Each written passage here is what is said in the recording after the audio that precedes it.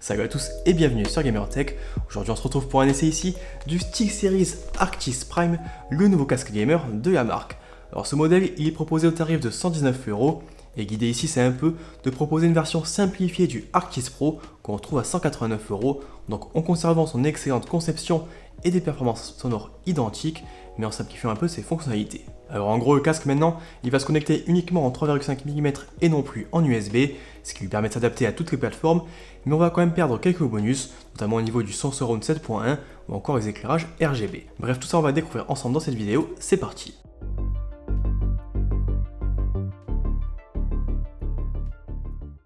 Allez, je fais rapidement un petit tour du contenu de la boîte, et ici le casque il va s'accompagner de deux câbles et d'une petite bonnette en mousse pour un microphone.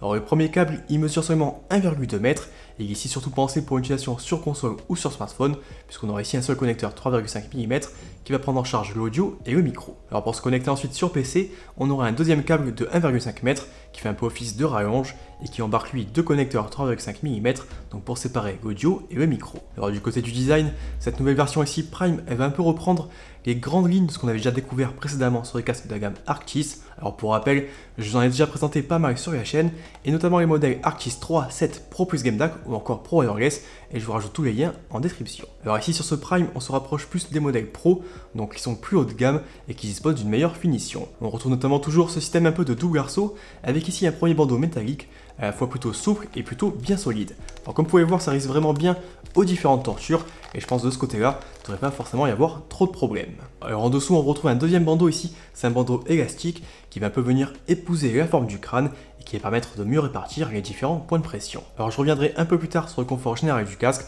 mais de mon côté, j'ai toujours trouvé ce système plutôt réussi, et c'est encore une fois le cas ici, même si au niveau des ajustements, c'est peut-être un peu moins libre que certains autres casques gaming.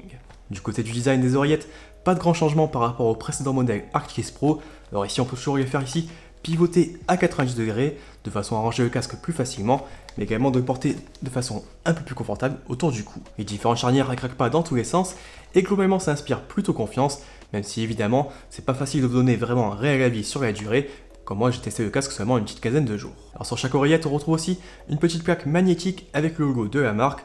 Alors ici, elle peut être retirée et remplacée par d'autres modèles qui sont vendus directement sur le site de SteelSeries afin un peu de personnaliser votre casque en fonction de vos envies. Du côté de l'oreillette gauche, on va retrouver les différentes commandes et la connectique. Alors tout d'abord, on va avoir un bouton qui permet de couper la capture du microphone et ensuite une petite molette qui permet d'ajuster le volume sonore. En dessous, et comme sur les précédents casques Arctis, on va retrouver un connecteur propriétaire en micro USB, donc pour brancher le casque sur son PC ou sa console. On aura ensuite un connecteur 3,5 mm qui permet ici de venir brancher un second casque afin de partager l'audio avec une seconde personne. Alors on peut aussi utiliser ce connecteur 3,5 mm pour connecter le Arctis Prime à sa source, mais dans ce cas-là le microphone il ne fonctionne pas. Enfin toujours du côté de l'oreillette gauche, on trouve aussi le microphone qui est monté ici sur une perche rétractable. Alors le principe ici c'est le même que sur les précédents casques de la gamme et le système fonctionne plutôt bien. Alors il est aussi possible de rajouter une petite bonnette en mousse, je vous ferai un peu une petite démonstration de ses performances en fin de vidéo. Sur la partie interne des oreillettes, on va retrouver toujours des coussinets amovibles avec ici une mousse à mémoire de forme, mais par contre on a un nouveau revêtement en simili-cuir et plus en tissu respirant comme sur les anciens modèles. Alors moi de mon côté, je trouve ça plus confortable et surtout ça apporte une meilleure isolation passive si on veut rester parfaitement immergé dans ces jeux. Alors par contre forcément ça tient un peu plus chaud lors des plus longues sessions, surtout maintenant que la chaleur est arrivée, donc ici elle peut avoir en fonction de vos propres préférences. Alors du côté du confort, pas grand chose à redire concernant ce Arctis Prime. Le système de bandeau élastique, je trouve que ça fonctionne très bien ici, et le casque vraiment il se fait facilement oublier une fois qu'il est sur la tête. En plus ici il pèse seulement 350 grammes, ce qui n'est pas forcément trop lourd. Le poids de son côté il est plutôt bien réparti sur le crâne, et la pression au niveau des oreillettes elle est plutôt bien maîtrisée, avec un casque qui reste bien en place, sans pour autant appuyer trop fort au niveau des tempes ou de la mâchoire. Alors avant de passer sur les performances, je fais rapidement un petit point concernant les fonctionnalités supplémentaires, et ici pour le coup, c'est un peu ce qui va disparaître par rapport au modèle de la gamme Arctis Pro. En fait en gros, on perd un peu l'accès au logiciel de SteelSeries, et donc il est plus possible de venir ajuster directement les paramètres audio, que ce soit au niveau de l'égaliseur, du microphone, ou encore du Sensor virtuel. On perd également l'accès aux éclairages RGB, même si bon ça pour le coup, de mon côté ça me gêne pas forcément. Alors évidemment ces fonctionnalités en moins, c'est ce qui permet à ce Arctis Prime d'être bien plus abordable, puisque je vous rappelle qu'il est proposé au tarif de 119 € contre 189 € pour le Arctis Pro ou encore 349 € pour le Arctis Pro Wireless qui fonctionne donc en sans fil. Alors si on n'a pas accès aux options avancées des modèles Pro, du côté des performances sonores, ce nouveau modèle, il va conserver les mêmes haut-parleurs que ses grands frères, et je pense que c'est ici le plus important. En gros, à l'utilisation, le casque qui permet d'avoir un rendu sonore aussi abouti que celui du SteelSeries Arctis Pro, et vraiment pour le prix de mon côté je trouve ça très intéressant. Alors ici la reproduction sonore elle est plutôt bien maîtrisée et équilibrée, et le casque il cherche pas forcément à en mettre plein les oreilles au niveau des basses fréquences. Alors au contraire, je trouve qu'il met plutôt l'accent sur la partie haute du spectre, et un peu les petits détails qui permettent de plus facilement repérer le bruit de ses adversaires ou encore leur direction. En gros sur des jeux comme Valorant ou Warzone, ça permet par exemple de rester bien concentré sur les sons qui comptent vraiment, et pour les joueurs compétitifs, je pense que c'est vraiment quelque chose d'intéressant. Après en termes d'immersion générale, c'est peut-être un peu moins convaincant que certains autres concurrents, si vous cherchez à en prendre par exemple plein les oreilles. Mais honnêtement de mon côté, je trouve que ça faisait très bien le job sur d'autres jeux que j'ai testés, comme par exemple sur Horizon Zero Dawn ou encore sur The Witcher 3. Le casque j'ai aussi testé sur PS5 et ça fonctionne sans aucun problème, notamment ici par exemple sur le nouveau Ratchet & Clank.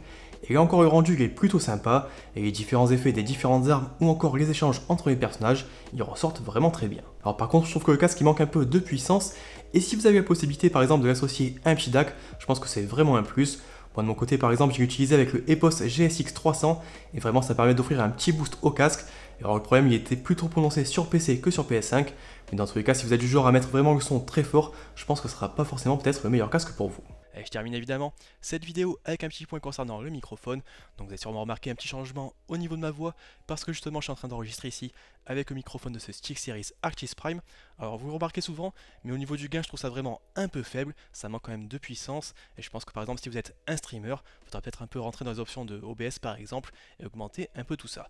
Après au niveau de la qualité pure, je trouve ça plutôt correct, donc n'hésitez pas encore une fois à me dire vous ce que vous en pensez dans les commentaires, et puis bien sûr on se retrouve enfin pour la conclusion. Et du coup je pense que j'ai un peu fait le tour de ce SteelSeries Arctis Prime, et vraiment pour environ 120 €, je pense qu'on a ici un excellent rapport qualité-prix pour les joueurs qui vont chercher un casque simple, efficace, confortable et polyvalent. En gros il va s'adresser aux joueurs qui n'ont pas forcément besoin d'options avancées, mais qui veulent quand même un casque solide avec de bonnes performances sonores, notamment pour du jeu compétitif. Alors pour moi c'est vraiment une excellente alternative par exemple au HyperX Cloud Alpha, au Logitech G Pro X ou encore au récent Epos H3 que je vous ai présenté il n'y a pas longtemps.